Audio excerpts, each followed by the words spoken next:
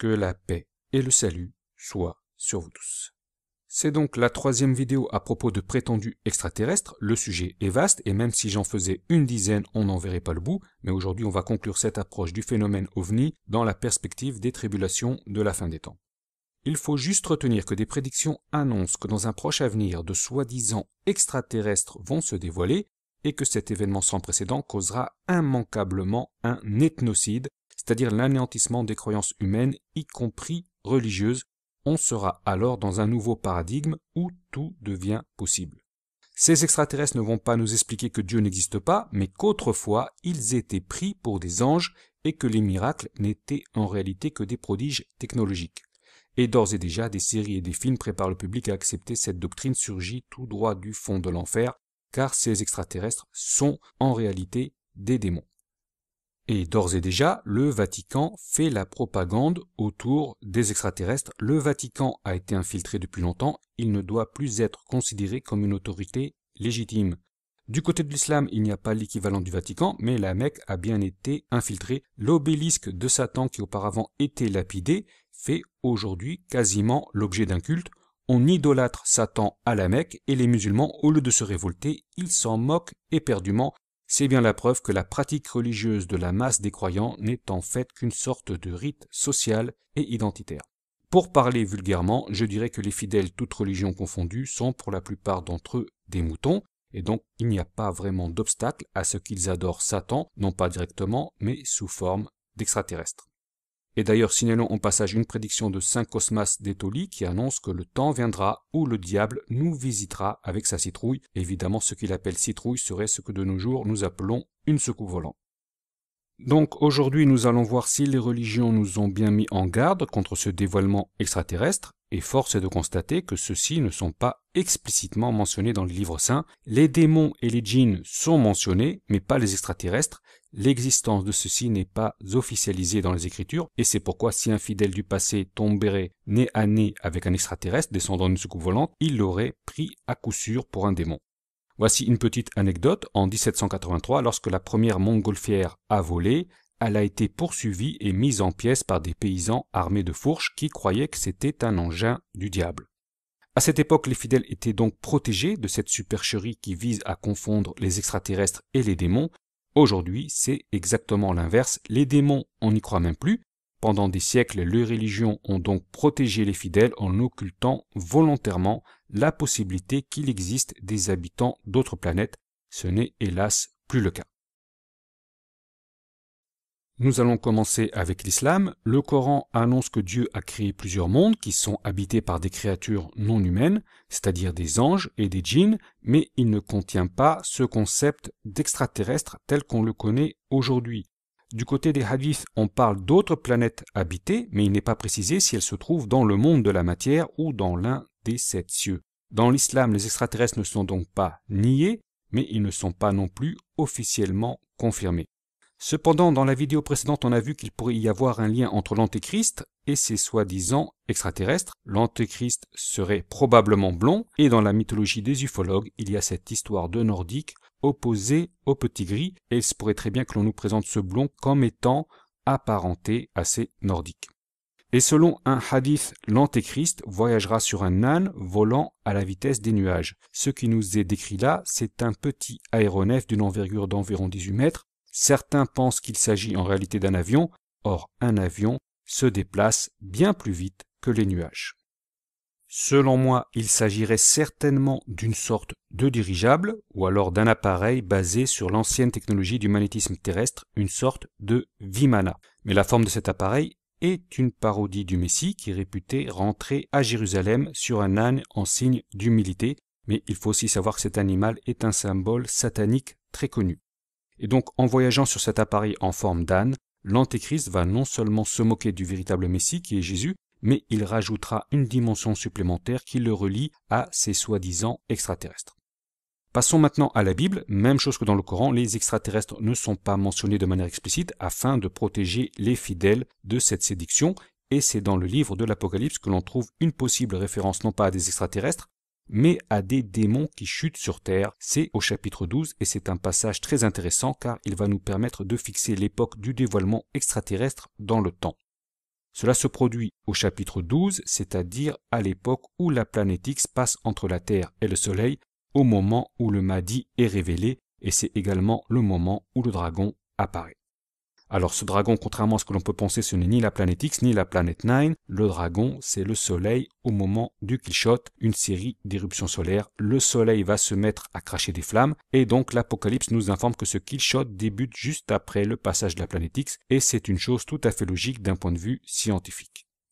La planète X, quant à elle, est un planétoïde métallique qui va passer à proximité du Soleil. Quand il s'agit d'une comète, on assiste souvent à une éjection de masse coronale, mais cette fois l'échelle est différente. À la différence des comètes, la planète X ne va pas se désintégrer et ces éjections de masse coronale devraient durer des années, entre 2 et 3 ans. Or, selon les diverses traditions, les astres, que ce soit la Lune, les planètes et même le Soleil, sont habités par des entités. Et si vous vous demandez pourquoi les Américains ne sont pas retournés coloniser la Lune après 50 ans, c'est que les entités qui y habitent le leur ont explicitement interdit. Ces entités astrales se sont manifestées aux astronautes qui ont perdu la raison une fois rentrés sur Terre. Je vous invite à le vérifier par vous-même. Ils sont tous devenus fous. Et Neil Armstrong n'a quasiment jamais voulu s'exprimer sur son voyage sur la Lune, et quand il faisait un discours devant des journalistes, il se plaçait à côté de la sortie de secours afin de s'esquiver rapidement au cas où un journaliste l'aurait questionné sur ce qui s'est passé vraiment sur la Lune, car Neil Armstrong, comme ses collègues, était rentré de cette mission complètement traumatisé. Là, ce que je vous raconte, c'est un secret de Polichinelle et les films originaux qui montrent ces entités ont disparu. Ils auraient soi-disant été effacés par mégarde et à la place, on a tourné de fausses vidéos et c'est pourquoi aujourd'hui, certains pensent que les Américains ne sont jamais allés sur la Lune. Mais la vérité est bien plus terrifiante que cela. Les gens seraient bouleversés s'ils l'apprenaient. Ceci étant dit, Satan, lui, est réputé habiter à l'intérieur du Soleil. Ne vous étonnez pas, ce n'est pas un humain. Et il n'a pas de corps de chair, c'est un djinn dont le corps est fait de feu, et apparemment, au moment du Killshot, il ne pourra pas rester sur le plan astral du Soleil, ce sera trop dangereux pour lui, et il est obligé de déménager. Il peut aller sur notre planète, mais à ce moment-là, des anges interviennent et l'en empêchent. Il y a une bataille dans le ciel, et Satan et ses anges sont obligés de venir sur Terre, et donc ils se révèlent aux humains. Mais alors les humains pourraient les reconnaître et les démasquer pour ce qu'ils sont. Les religions seraient alors renforcées, mais hélas, Satan, qui a tout prévu, a préparé les esprits pour qu'ils l'acceptent en tant que créature extraterrestre. Et c'est là que toute la manipulation extraterrestre qui dure depuis plus de 70 ans prend tout son sens, que ce soit les apparitions d'ovnis, les films, les séries, la science-fiction, tout cela nous a préparés à accepter ces démons pourvu qu'ils se déplacent en vaisseau spatial et qu'ils viennent en paix pour nous empêcher de nous détruire. Satan, c'est donc le Père Noël qui descend du ciel et dans sa hotte, il a des cadeaux par milliers, la fin des maladies, l'énergie gratuite, l'antigravité, les voyages interplanétaires, voilà à quoi ressemblera la grande apostasie annoncée par les Écritures. Je rappelle que dans le livre de l'Apocalypse, un symbole peut avoir deux sens différents. La femme dans le ciel représente à la fois la planète X au moment de la décharge électrique et les arabo-musulmans figurés par Hagar, la femme d'Abraham et la mère d'Ismaël. Et même chose pour le dragon, ce symbole a un double sens, il représente à la fois le soleil au moment du Killshot et Satan. Avec ce procédé, on illustre le fait que des événements célestes ont leur contrepartie transposée sur Terre. Le signe de la femme dans le ciel est associé aux musulmans, il y aura des troubles à la Mecque, et donc le soleil est associé à Satan. Quand le soleil va cracher des flammes, Satan sera obligé d'apparaître sur terre. Le soleil et le dragon, Satan qui chute sur terre et aussi le dragon. Il y a donc une double symbolique. Le livre de l'Apocalypse nous apprend donc que ces soi-disant extraterrestres devraient apparaître après le signe de la femme dans le ciel, après le début du Killshot et après l'apparition du Mahdi et après que les arabo-musulmans soient arrivés dans un refuge préparé par Dieu dans le désert. Le texte parle d'aile du grand aigle, c'est-à-dire par la voie des airs. Ce n'est pas sûr, mais il semblerait donc que ce dévoilement des extraterrestres pourrait avoir lieu dès cette année. Tout dépend de la planète X, du signe de la femme dans le ciel. Si mes calculs sont bons, la planète X devrait déclencher cette décharge lors du prochain Ramadan qui débute en mai. Certains musulmans annoncent l'année 2020, mais personnellement je privilégie l'année 2019 car elle correspond à l'an 1440 du calendrier islamique, année annoncée de l'apparition du Mahdi. Et elle correspond également au calcul que j'ai fait compte tenu de la vitesse de déplacement de la planète X.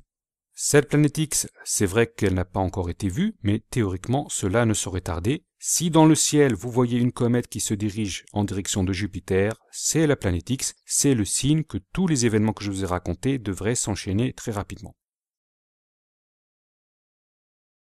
Je vous rappelle les principaux marqueurs temporels: la signature d'un accord de paix israélo-palestinien, la mort du calife avant le mois du Ramadan, une décharge électrique qui frappe la Lune mais également la Terre, ça c'est nouveau, mais selon les informations en ma possession, il semblerait bien qu'il y ait beaucoup de morts et le monde entier sera choqué.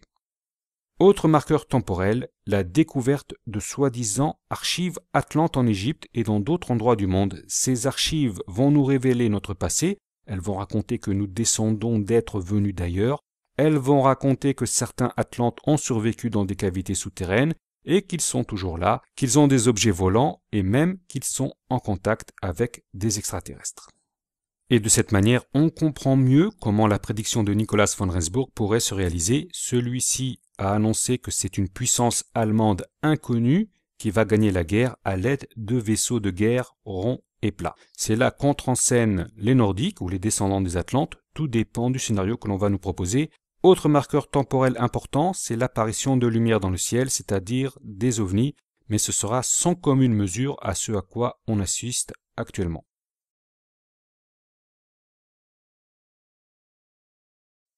Mais l'événement déterminant sera le fameux éclair dans le ciel. Le monde entier sera choqué, ce sera l'une des plus grandes catastrophes de ces dernières années. Et en plus de ça, il ne faut pas oublier le Big One, accompagné d'un possible tsunami dévastateur.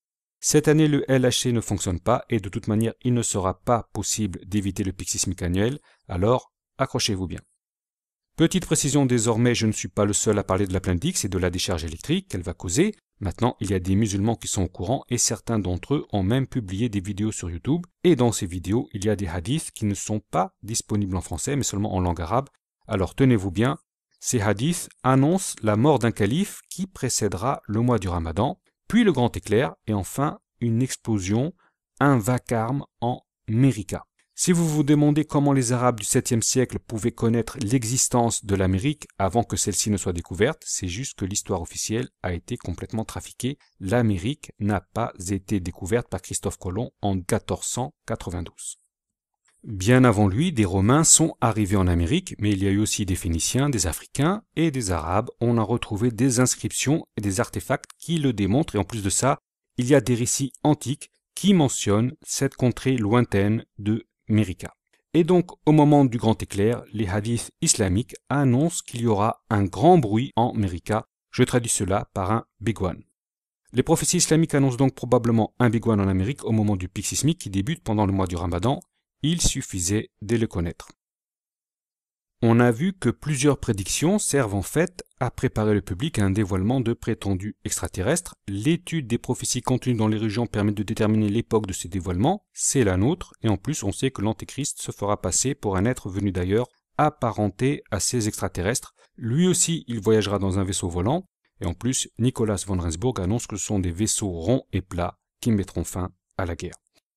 Il semble que dans le scénario que l'on nous prépare, les armées nationales s'affaiblissent mutuellement au moment de la Troisième Guerre mondiale, puis que le reste des troupes soit confronté à des extraterrestres belliqueux.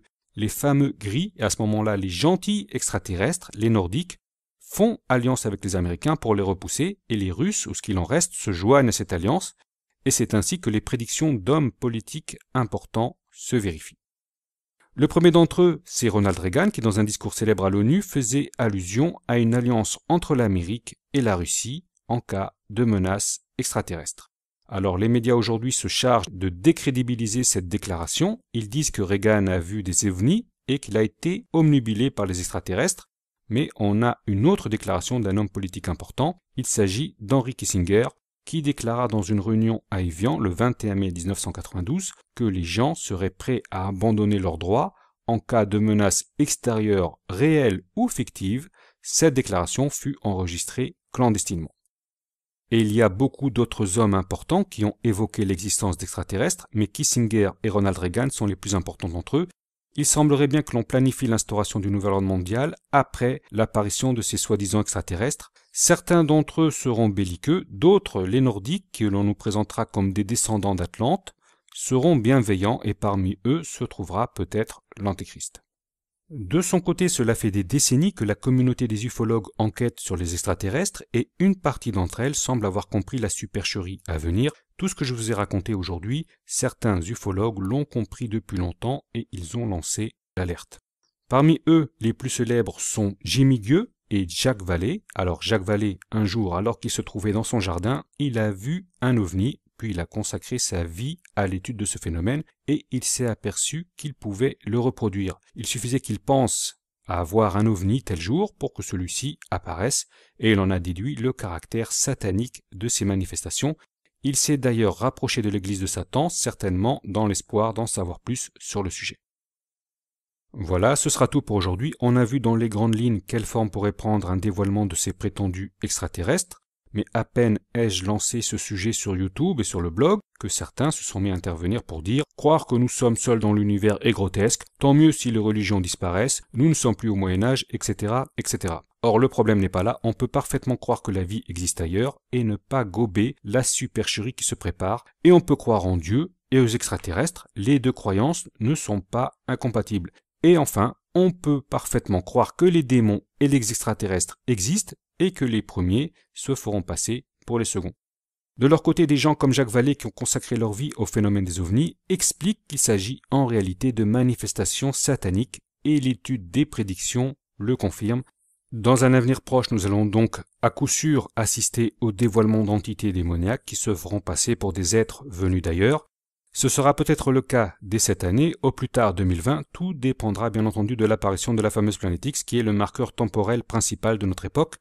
Et sur ce, je vous remercie de m'avoir suivi et comme d'habitude, je vous donne rendez-vous pour la prochaine vidéo qui sera probablement consacrée à la planète X et au cataclysme incroyable qui devrait débuter dans les prochaines semaines. Pour le moment, la situation est relativement calme, mais si vous constatez une augmentation sans précédent de gros cataclysmes, vous saurez à quoi vous attendre. Sur ce, je vous dis au revoir et à très bientôt.